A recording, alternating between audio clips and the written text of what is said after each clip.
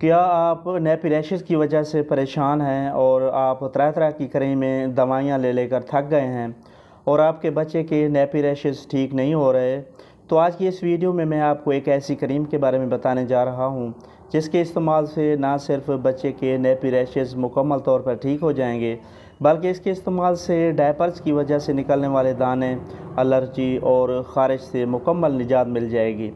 जी हाँ फ्रेंड्स, मैं बात कर रहा हूँ एडको कंपनी की मशहूर ब्रांड्स पीड्स नेपी रैश क्रीम का, जिसके इस्तेमाल से छोटे बच्चों में होने वाले नेपी रैशेस, एलर्जी, ख़ारिश और दाने मुकम्मल तौर पर ठीक हो जाएंगे।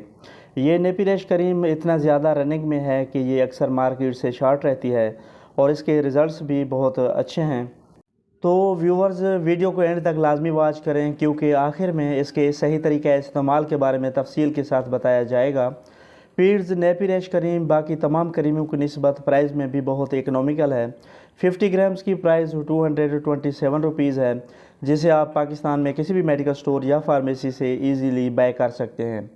अब अगर बात की जाए इसके सही तरीके इस्तेमाल की, तो सबसे पहले मुतासरा हिस्से को डिटोल मिले नीम गर्म पानी के साथ वॉश करें और धोकर साफ़ करने के बाद मुतासरा हिस्से पर क्रीम की एक बारीक तह निकाल कर सुबह शाम लगाएं।